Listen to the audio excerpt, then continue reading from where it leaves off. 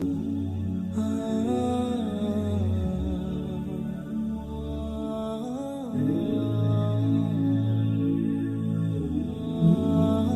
was a highway robber, a thief, very famous at his time.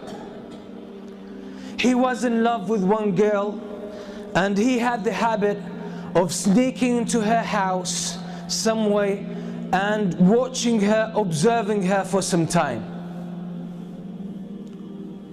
And in night, he would go and attack caravans, Hajj caravans, travelers, and he would strip them of their property and the wealth and their belongings.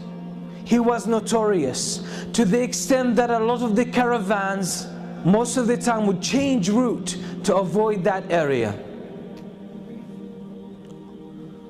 One night he climbs up the wall of the house of that girl that he loves, and he sneaks into the house, and as he was making his way into the house, someone was praying Qiyam al-Layl.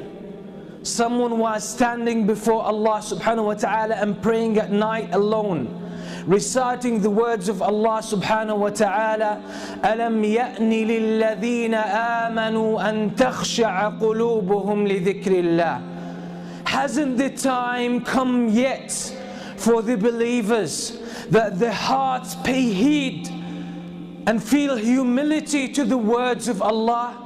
Hasn't that time come yet? And the words shook him and grabbed his heart, and he was moved deep inside. It hit a chord. He started thinking about these words, and he forgot the main reason why he came to this house. And the only response that was on his tongue, his spontaneous response, was Bala ya Rabbi qad an. Indeed, my Lord, the time has come. And that moment he changed.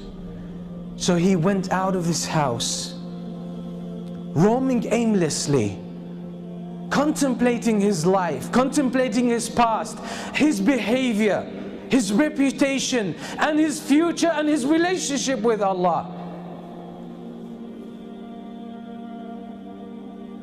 He ended up with a group of people who gathered together, and they lit a fire, and there were travelers, strangers. He asked their permission to join them.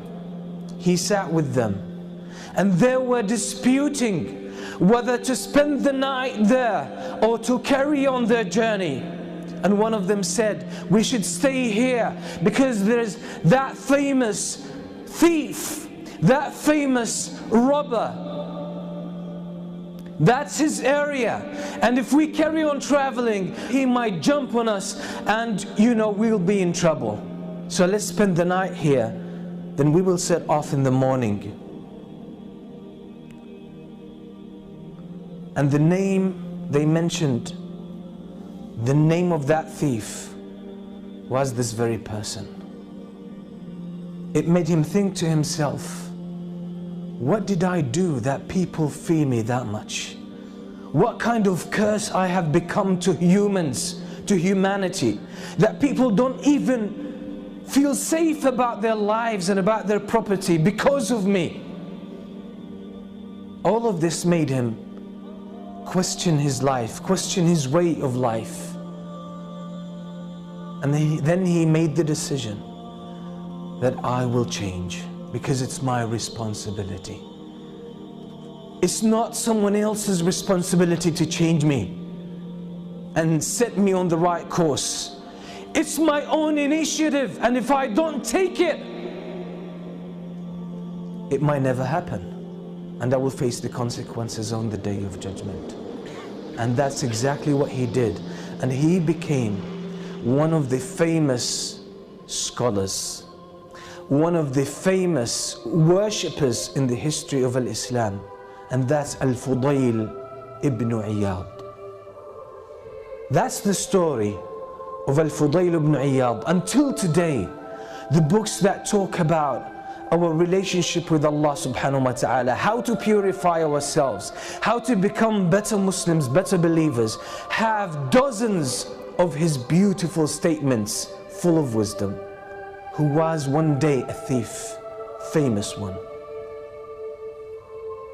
What does that tell us?